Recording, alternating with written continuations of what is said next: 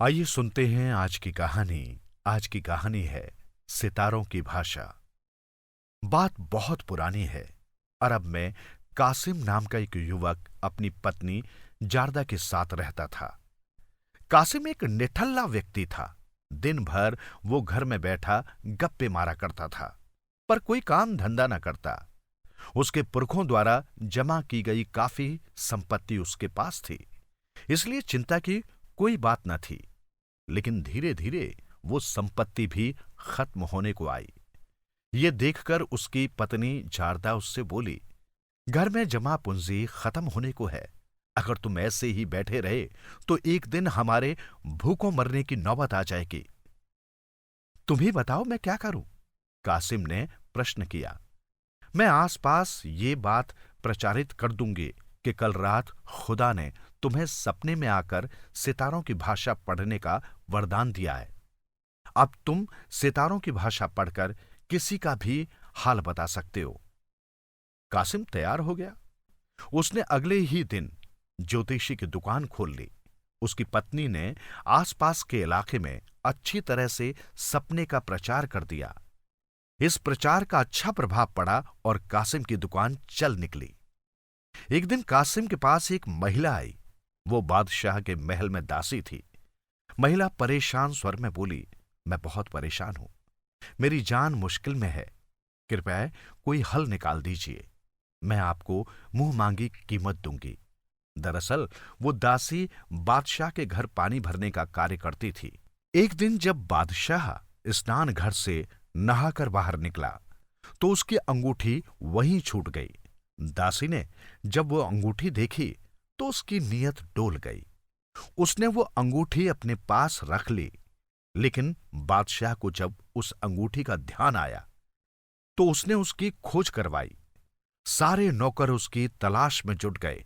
अब चोरी पकड़े जाने का खतरा था, इसलिए वो भयभीत थी। एक उपाय है, तुम वो अंगूठी स्नान घर के बड़े मटके में डाल दो, पर तुम्हें ऐसा करते समय कोई देखे नहीं, बाकी मैं संभाल लूंगा। कासिम की पत्नी ने किसी तरह ये बात दरबार तक पहुंचा दी कि उसका पति अंगूठी का पता बता सकता है। बादशाह के कानों में जब ये खबर पड़ी तो उसने कासिम को बुलवा भेजा। महल में पहुंचकर कासिम ने पहले अंगूठी के बारे में एक दो बातें पूछी, फिर कुछ सोचने का दिखावा करता हुआ आसमान की तरफ देखने लगा। अचानक वो बोल पड़ा, पता चल गया अली जहां, सितारों की भाषा स्पष्ट कह रही है कि आपकी अंगूठी स्नान घर के बड़े मटके में है। नौकरों ने जब देखा तो अंगूठी सचमुच वहां निकली। ये देख बादशाह बहुत खुश हुआ।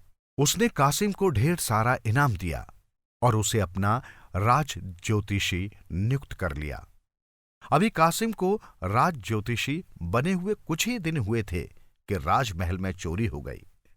सैनिकों ने चोरों को बहुत खोजा, पर वे उसमें सफल न हो सके। अंत में कासिम को बुलाया गया और उससे चोर तथा चोरी का सामान पता लगाने को कहा गया। अब तो कासिम के होश उड़ गए। पूरा दिन सोचने में निकल गया और रात हो आई। हताशा में कासिम जोरों से बड़बड़ाया, लो 4 में से एक जा रहा है। संयोग से खजाना चुराने वाले चोरों की संख्या 4 थी और उनमें से एक चोर उस समय कासिम के घर के सामने से गुजर रहा था। उसने जब कासिम की ये बात सुनी तो सकपका गया और अपने सरदार को जाकर सारी बात बताई। चोरों का सरदार भी कासिम को अन्य लोगों की तरह बहुत बड़ा ज्योतिषी समझता था। उसे विश्वास हो गया था कि कासिम को हमारे बारे में मालूम चल गया है। अतः वो अपने साथियों के साथ रात ही में कासिम के घर पहुंचा और कासिम को हाथ जोड़कर दीनता भरे स्वर में बोला, अब आपको जब सब कुछ पता ही है तो उसे क्या छुपाना। हमारी ही मती मारी गई थी जो हम लोगों ने महल में चोरी की, लेकिन अब तो हमारी जान आपके हाथों में है। हम लोगों ने सारा धन शमशान में पीपल के पेड़ के नीचे छुपा रखा है। अगले दिन कासिम दरबार में पहुंचकर बोला, आली जहां, मैंने सितारों की भाषा पढ़कर ये मालूम कर लिया है कि चोरी गया धन शमशान वाले पीपल के नीचे गड़ा है। लेकिन सितारे ये नहीं चाहते कि चोरों को सजा दी जाए। कोई बात नहीं, हमें तो अपने धन से मतलब है, बादशाह ने प्रसन्न होकर कहा। उसने फौरन सिपाहियों को शमशान की ओर दौड़ा दिया।